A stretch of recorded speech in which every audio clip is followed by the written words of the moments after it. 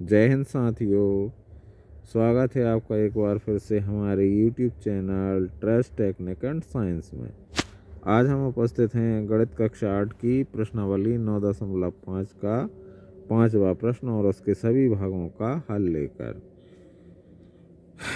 इसका 5वां प्रश्न है, दर्शाइए कि, और पहला भाग है 3x धन 7 का वर्ग ऋण 84 बराबर है 3x ऋण 7 के वर्ग के। दोस्तों, हमें यह सिद्ध करना है कि ये दोनों पक्ष बराबर हैं। कैसे सिद्ध करना है ये हमारे ऊपर निर्भर है। अब चूंकि ये हम देख रहे हैं कि 3x धन 7 का होल वर्ग, ये इसमें a धन b का होल वर्ग वाली प्रॉपर्टी यूज हो जाएगी। यानी a धन b का वर्ग बराबर a का वर्ग धन b का वर्ग धन 2ab, और इस तरफ ऋण का निशान है, इसलिए इसमें a ऋण b का होल वर्ग बराबर a वर्ग धन b वर्ग ऋण 2ab। ये दोनों सर्वसमीकाएँ दोनों पक्षों में लगेंगी। दाएं पक्ष में a धन b का होल वर्ग और बाएं पक्ष में a धन b का होल वर्ग और दाएं पक्ष में a ऋण b का होल वर्ग। ये दो सर्वसमीकरण हम एक साथ उपयोग करते हैं। चलिए तो बाएं हाथ की तरफ से शुरू करते हैं हम। a धन b का होल वर्ग तो बराबर a का वर्ग यानी 3x का वर्ग धन b का वर्ग यानी 7 का वर्ग धन 2ab यानी 2 गुणित 3 गुणित 7, 2 गुणित 3x धन 7 और ऋण 84x। इसी प्रकार से इस तरफ a का वर्ग यानी 3x का वर्ग धन b का वर्ग यानी 7 का वर्ग ऋण 2ab यानी 2 गुणित 3x गुणित 7। अब हम इसको सरल करेंगे तो 3 का वर्ग 9 हो जाएगा, x का वर्ग x की घात 2, 7 का वर्ग 49 और इन तीनों संख्याओं का गुणा 2 तिया 6, 6 सत्ते 42x ऋण 84x। इसी प्रकार से हम यहाँ पर a ऋण b वाली सर्वसमीका का उपयोग करेंगे तो ये हो जाएगा 3x का वर्ग धन 7 का वर्ग ऋण 2 गुणित 3 गुणित 7 यानी 3 का वर्ग 9x का वर्ग धन 49 ऋण 42x। अब जो बायां पक्ष है हमारा उसको हम 84 होने के कारण कुछ और सॉल्व कर सकते हैं, हल कर सकते हैं। 42 में से 84 घटा देंगे तो ऋण 42x बचेगा। 42x में से ऋण 84x घटा देंगे तो ऋण 42x बचेगा। बड़ी संख्या छोटी संख्या में से घटाते हैं तो ऋणात्मक उत्तर आता है। तो इसी प्रकार से यहाँ पर 9x का वर्ग धन 49 ऋण 42, ये इस प्रकार से दोनों पक्ष बराबर हो गए। दोनों पक्षों में एक जैसी संख्याएं आ गईं। यही हमें सिद्ध करना था कि left hand side is equals to right hand side. यही हमें सिद्ध करना था। दूसरा पक्ष है, इसका दूसरा भाग है 9p ऋण 5 का वर्ग धन 180 pq बराबर 9p धन 5q का होल वर्ग। इसमें भी हम a ऋण b का होल वर्ग वाली प्रॉपर्टी यूज करेंगे तो इसमें हो जाएगा 9 का वर्ग धन 5 का वर्ग ऋण 2 गुणित 9p धन 5q धन 180 pq। और इस तरफ धन का चिन्ह है दोनों संख्याओं के बीच में, इसलिए हम a धन b वर्ग का होल वर्ग वाली प्रॉपर्टी यूज करेंगे, उपयोग करेंगे। तो इसमें हो जाएगा 9 का वर्ग धन 5pq का वर्ग ऋण धन 2 गुणित 9p धन 5q। अब हम इनको सरल करेंगे तो 9 का वर्ग होता है 9 नाम 81, p का वर्ग p की घात 2, 5 का वर्ग होता है 5 25, q का वर्ग ऋण 2 गुणित 9 यानी 18, 2 नाम 18, 18 पंजे 90 PQ, धन 180 PQ। अब ठीक इसी प्रकार से यहाँ पर 9 का वर्ग 81, P का वर्ग P घात 2, 5 का वर्ग 25, Q का वर्ग Q घात 2, और इन तीनों संख्याओं का गुणा 5 नाम 45 दूनी 90 PQ। अब यहाँ पर हम इन दोनों संख्याओं को थोड़ा और हल कर सकते हैं। 180 में से 90 घटा सकते हैं, तो 180 में से 90 घटाएंगे तो 90 PQ बचेगा। तो हमारा जो बची संख्या है वो 81 P का वर्ग धन 25 Q का वर्ग धन 90 VQ। और इस तरफ भी वही संख्याएं बची, तो हमारा यह भाग भी सिद्ध हो गया।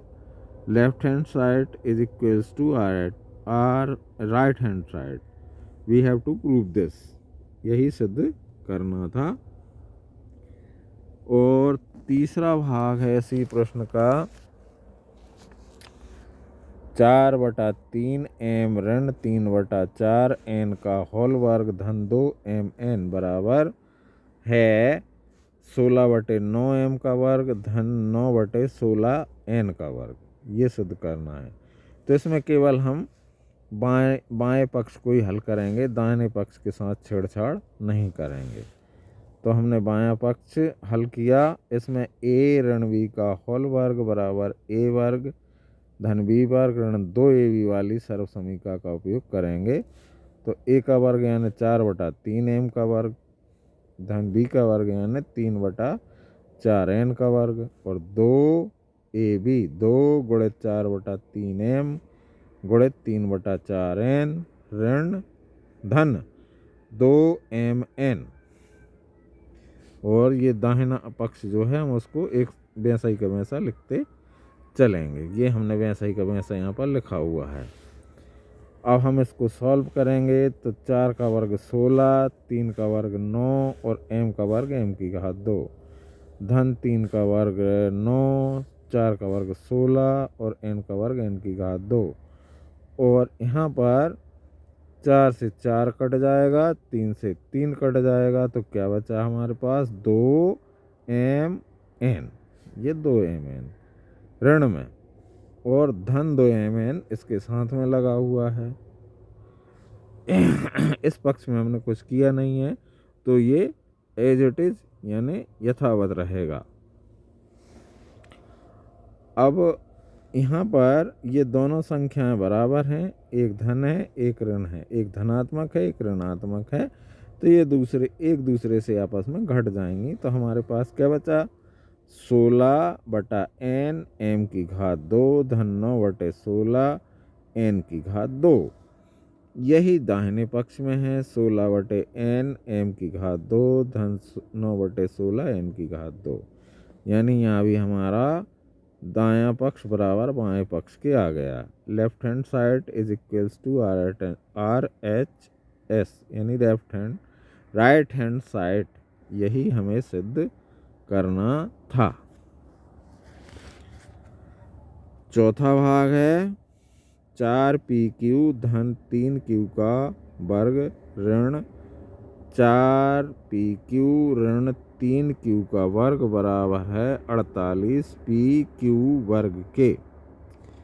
यहाँ पर हमें a धन b और a ऋण b होल वर्ग वाली दोनों सर्व समीकरण एक साथ ही उपयोग करना है। तो इस वाले भाग में हम पहले पोर्शन में a धन b का होल वर्ग और दूसरे पोर्शन में a ऋण b का होल वर्ग वाली सर्व समीकरण का उपयोग करेंगे। तो पहली सर्व समीकरण के अनुसार a का वर्ग यानी 4PQ का वर्ग धन b का वर्ग यानी 3Q का वर्ग धन 2AB, यानी 2 हो गया आपके, और AB क्या हो गया 4PQ a हो गया, और b क्यों हो गया 3Q ऋण। अब इसमें हम a ऋण b का होल वर्ग वाली सर्व समीकरण का उपयोग करेंगे, तो सेम वैसा का वैसा आ जाएगा। यहाँ पर धन की जगह ऋण का निशान आ जाएगा अकेला। ये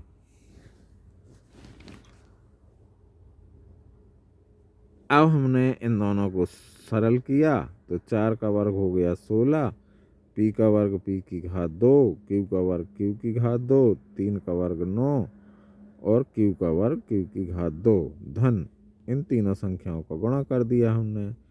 2 चौके 8 और 8 तिया 24, पी और क्यू का क्यू में गुणा होगा तो क्यू की घात 2 हो जाएगी। ऋण 4 का वर्ग 16, पी का वर्ग पी की घात 2, क्यू का वर्ग क्यू की घात 2 धन 3 का वर्ग 9 और क्यू का वर्ग क्यू की घात 2 ऋण 2ab यानी 2 चौको 8, 8 तिया 24, यहाँ भी पी और क्यू में क्यू का गुणा होगा तो क्यू की घात 2। इतना हो गया। अब आगे सरल करते हैं इसको हम। आगे क्या सरल होगा यहाँ पे देखिए 16 पी क्यू धनात्मक नहीं। अब हम इस कोष्टक को हटाएंगे तो इसके अंदर की जितनी भी संख्याएं हैं सभी के निशान बदल जाएंगे क्योंकि इसके बाहर ऋण का निशान लगा हुआ है। तो जो संख्याएं कोष्टक के अंदर ऋणात्मक हैं वे धनात्मक हो जाएंगी और जो धनात्मक हैं वे ऋणात्मक हो जाएंगी। तो ये 16 धनात्मक है 16 पी वर्ग क्यू वर्ग, तो 16 पी वर्ग क्यू वर्ग ऋणात्मक हो गया। और ये भी धनात्मक है 9 क्यू वर्ग, तो ये भी ऋणात्मक हो गया। और ये 24 पी क्यू वर्ग ऋणात्मक है तो ये धनात्मक हो जाएगी। अब यहाँ पर देखिए 16 पी क्यू पी वर्ग क्यू वर्ग धनात्मक है और यहाँ पर 16 पी वर्ग क्यू वर्ग ऋणात्मक है तो इसमें से ये घट जाएगी। इसी प्रकार से 9 क्यू वर्ग ये धनात्मक है और यहाँ पर 9 क्यू वर्ग ये ऋणात्मक है, इसमें से ये घट जाएगी। अब हमारे पास केवल दो संख्याएं बचेंगी। कौन सी? 24 पी क्यू वर्ग और ये 24 पी क्यू वर्ग, यानी ये दोनों धनात्मक हैं तो ये दोनों जुड़ जाएंगी। 24 और 24 48 पी क्यू वर्ग हो जाएगा दाहिने बाएं पक्ष में और ये ही दाएं पक्ष में दिया हुआ है। तो यही हमें सिद्ध करना था कि बायां पक्ष दाएं पक्ष के बराबर है। इति सिद्धम, यह सिद्ध हो गया। अब इसका पांचवा भाग है ए ऋण बी गुणित ए धन बी धन सी गुणित बी ऋण सी धन ए गुणित सी ऋण ए बराबर 0। ये हमें पांचवें भाग में सिद्ध करना है। अब इसमें हम कोई सर्वसमीका का उपयोग नहीं करेंगे, इन दोनों का गुणा कर लेंगे, इन दोनों का गुणा कर लेंगे और इन दोनों का गुणा कर लेंगे। तो ए का ए में गुणा हुआ, ए का वर्ग हो गया। ए का बी में गुणा हुआ तो ए धन बी आ गया। अब ऋण बी का गुणा ए में हुआ तो ये ऋण ए भी आ गया। ठीक, और बी का ऋण बी का धन बी में गुणा हुआ तो ऋण बी वर्ग आ जाएगा ये।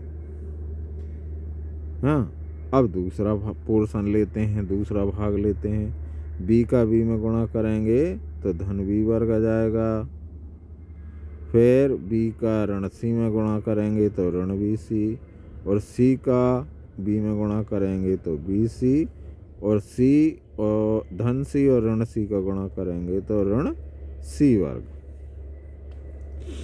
तीसरा भाग लेते हैं। सी का सी में गुणा किया तो धन सी वर्ग आ गया।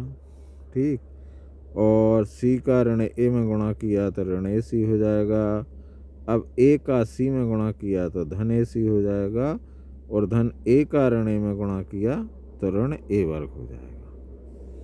अब हम इसको और देखते हैं क्या सरल हो सकता है इसमें। देखिए ये ए धन भी धन है और ए ऋण भी, ये ए भी ऋण है तो इसमें से ये घट गया। यहाँ पर बी का वर्ग ऋण है और ये बी का वर्ग धन है तो इसमें से ये घट गया। यहाँ पर ये बी सी धन है और ये बी सी ऋण है तो इसमें से ये भी घट गया। ये सी का वर्ग ऋणात्मक है, ये सी का वर्ग धनात्मक है तो इसमें से ये भी घट गया। और ये ऋण ए सी है और ये धन ए सी है तो इसमें से ये भी घट गया। इसी प्रकार से अब बचा हमारा ए का वर्ग धनात्मक और ए का वर्ग ऋणात्मक, तो इसमें से ए भी घट जाएगा। कुल मिलाकर हमारे पास इस पक्ष में उत्तर आएगा 0 और दाहिने पक्ष में 0 ऑलरेडी दिया हुआ है, तो हमें 0 के बराबर 0 सिद्ध करना था, यह सिद्ध हो गया। तो इस प्रकार से हम इस 5वें प्रश्न को हल करेंगे। मिलते हैं अगले प्रश्न का हल लेकर। टिल देन, जय हिंद, गॉड ब्लेस यू।